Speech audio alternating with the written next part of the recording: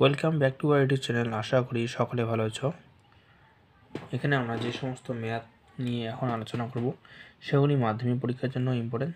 যারা মাধ্যমিক পরীক্ষা দেবে তাদের জন্য এই ম্যাথটি খুবই গুরুত্বপূর্ণ, তাই ভিডিওটি প্রথম থেকে শেষ পর্যন্ত ভালো করে দেখবে। তাহলে দেখো, এখানে কোশ্চেন নাম্বার 1-এ দেওয়া আছে যে cos 2 theta equal to half হলে দেখাও যে থিটার মান কত। এখানে আমাদের অপশান দেওয়া আছে ABCD 4টি। তাহলে cos 2 theta equal to half দেওয়া আছে।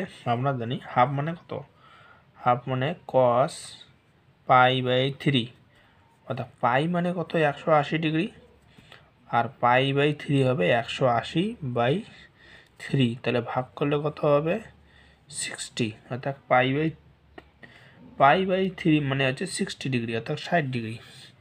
তাহলে এখানে আমরা 2 থিটা ইকুয়াল টু কত পাচ্ছি, π/3। তাহলে এখানে আমরা থিটা ইকুয়াল টু পাবো এই 2টা এখানে আসবে, নিচে আসবে, তাহলে এখানে π/6।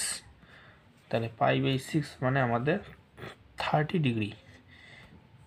এখানে সি নম্বর অপশনটি সঠিক।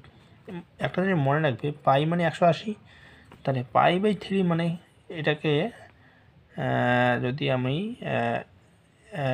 180কে অর্থাৎ 180কে যদি আমরা 3 দিয়ে ভাগ করি তাহলে আমরা 60 পাচ্ছি।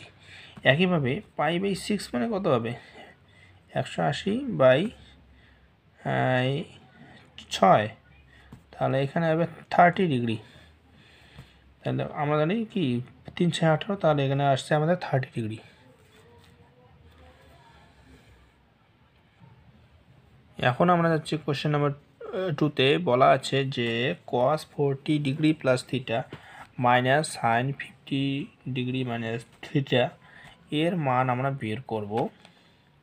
তাহলে এর মান যদি আমরা বের করতে চাই, তাহলে প্রথমে দেখো আমাদের cos 40 ডিগ্রি প্লাস থিটা যা আছে তাই লিখলাম, মাইনাস দেব এখানে।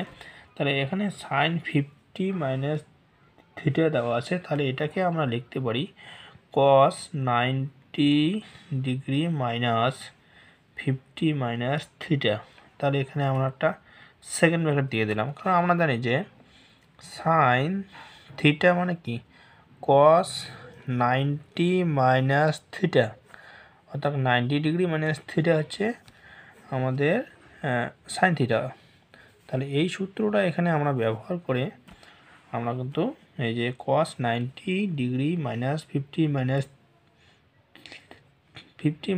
থিটা, যেখানে 50 মাইনাস থিটা যে অ্যাঙ্গেলটা আছে এখানে, সেই অ্যাঙ্গেলটা আমরা কাজ করছি, ঠিক আছে। কারণ এখানে 50 ডিগ্রি মাইনাস থিটাকে আমরা থিটা হিসেবে কল্পনা করেছি।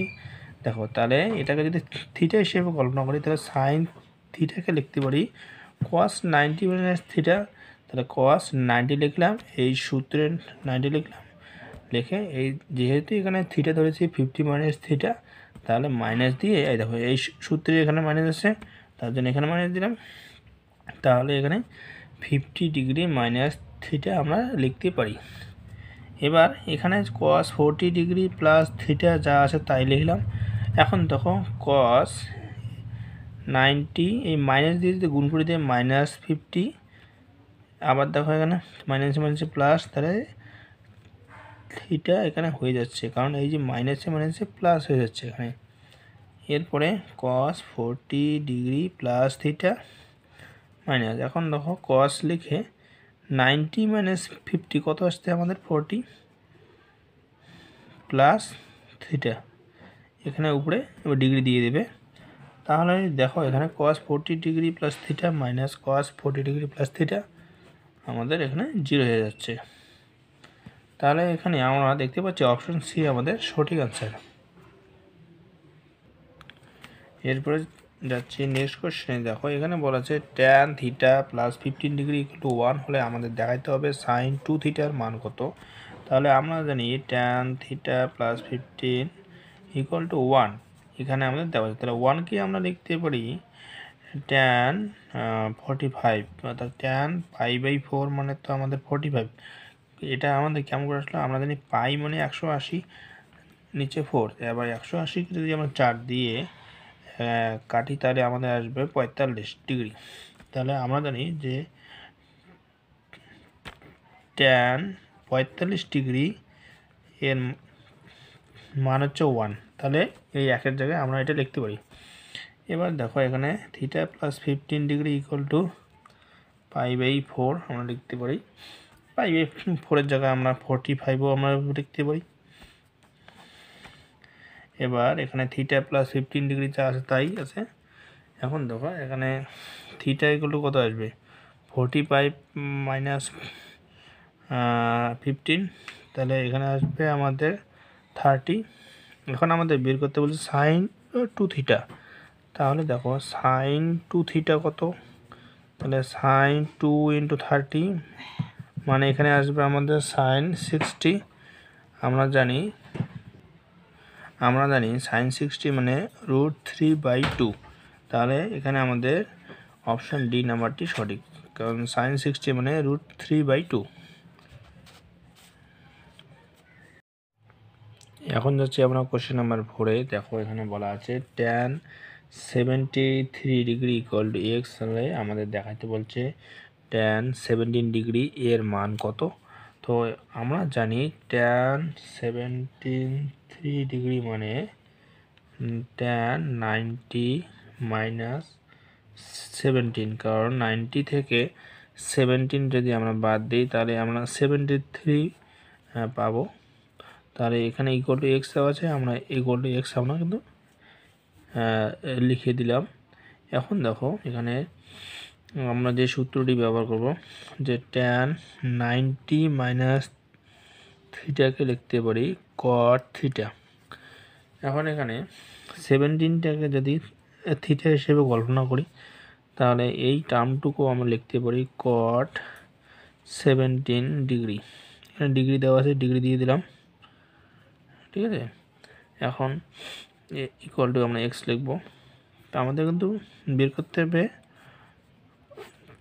Tan 17 degree. তাহলে এটাকে আমরা লিখতে পারি, দেখো ট্যান 17 ডিগ্রিকে লিখতে পারি 1/cot 17 ডিগ্রি। একইভাবে আমরা cot 17 ডিগ্রিকে লিখতে পারি 1/tan 17 ডিগ্রি। তাহলে এখানে যদি আমাদের বের করতে বলছে, দেখো tan 17 ডিগ্রি, তাহলে এখানে tan 17 ডিগ্রিকে আমরা লিখতে পারি 1/cot 17 ডিগ্রি। এখন আমরা এখানে বের করেছি cot 17 degree equal two x, তাহলে এখানে আমরা ওই এক্সটা বসিয়ে দিলাম। অতএব এখানে আমরা যেই অপশনটি দেখতে পাচ্ছি বি অপশনটি সঠিক।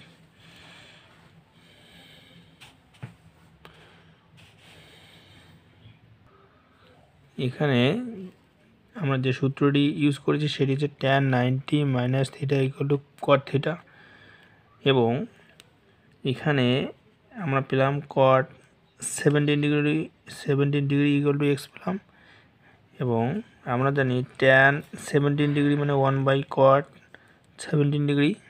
তাহলে এই cot 17 degree equal two x আমরা জানি, তাহলে এখানে এই মানটি আমরা বসিয়ে দিলাম। তাহলে এখানে বসিয়ে দিলে পেলাম 1/x, তার জন্য ট্যান 17 ডিগ্রি ইকুয়াল টু পাবো 1/x। অপশান বি আমাদের সঠিক অ্যান্সার। এরপরে যাচ্ছে কোয়েশ্চেন নাম্বার 5। দেখো অঙ্কটি দেখে আমাদের মনে হচ্ছে খুব কঠিন, কিন্তু একটু যদি সূত্রগুলি তোমরা আয়ত্ত করতে পারো তাহলে খুব সহজে এই ম্যাথগুলি করতে পারবে। তাহলে দেখো আমাদের কোশ্চেনে বলা আছে যে sine 2 theta equal to √3 cos 2 theta হলে থিটার মান কত। এটাকে আমরা লিখতে পারি sine 2 theta by cos 2 theta equal to √3। এখন দেখো আমরা জানি যে sine theta by cos theta মানে কি ট্যান থিটা আমরা জানি, কিন্তু এই সম্পর্কটি আমরা কিন্তু জানি। এখন এই সম্পর্ককে এখানে কাজে লাগিয়ে কিন্তু এই ম্যাথটি আমরা করব। তাহলে এটাকে আমরা লিখতে পারি ট্যান 2 থিটা, কারণ এখানে দেখো থিটা আছে তার জন্য এখানে পেলাম ট্যান থিটা। এখানে কিন্তু থিটা নেই, এখানে দেওয়া আছে 2 থিটা, তার জন্য এখানে আমরা পেলাম tan 2 থিটা। দেখো উপরে দেওয়া আছে sin 2 থিটা, নিচে দেওয়া আছে cos 2 থিটা। এখন আমরা জানি যে √3 মানে কি tan 60 ডিগ্রি, তাহলে এখানে আমরা পাবো 2 থিটা ইকুয়াল কত 60 আমরা পাচ্ছি। এখন আমরা থিটা ইকুয়াল পাবো 60/2, কারণ এই 2টা এখানে নিচে আসবে, তাহলে এখানে 30 আমরা পেয়ে যাচ্ছি। তাহলে এখানে আমরা থিটা ইকুয়াল টু আমরা 30 পেয়ে যাচ্ছি। অতএব এখানে থিটার মান হবে 30, অর্থাৎ আমাদের রাইট অ্যান্সার। আশা করি ভিডিওটি বুঝতে পেরেছো। যদি ভালো লাগে তাহলে অবশ্যই লাইক, শেয়ার এবং সাবস্ক্রাইব করবে।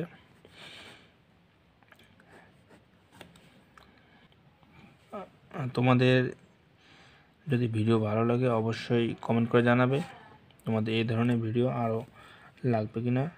কমেন্ট বক্সে অবশ্যই কমেন্ট করে জানাবে, আর তোমাদের বন্ধুদের কাছে অবশ্যই পাঠিয়ে দেবে।